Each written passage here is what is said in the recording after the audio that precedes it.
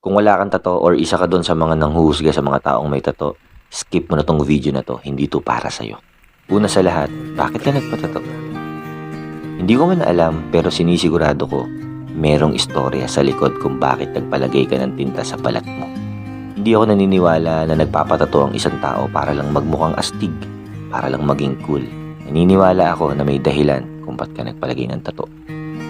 Posibleng simbolo ng pag-ibig, simbolo ng mga pagsubok na pinagdaanan mo, simbolo ng pagiging matatag, o kaya naman, simbolo ng pagkabigo.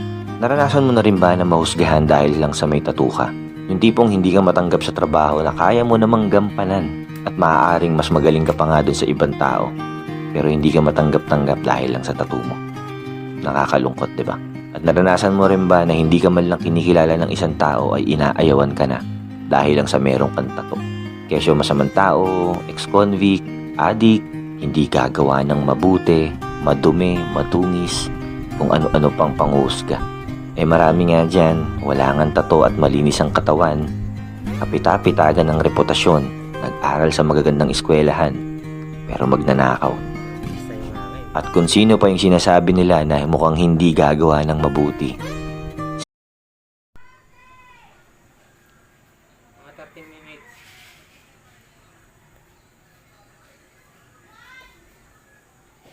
Post mo. May post yan.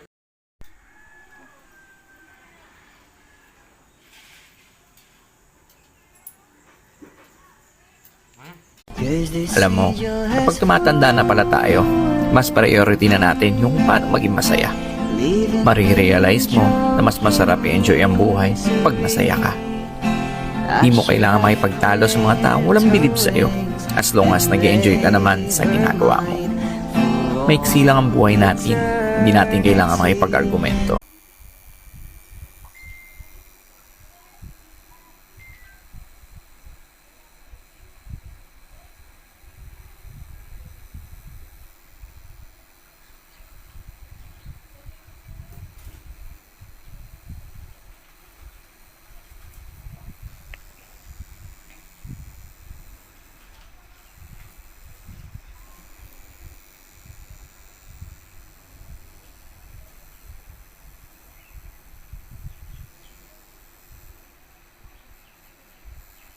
Para ka lang pala pinatusok mo pala yun.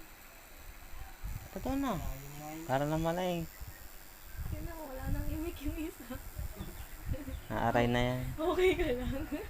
Parang hindi ka rin ata na imik.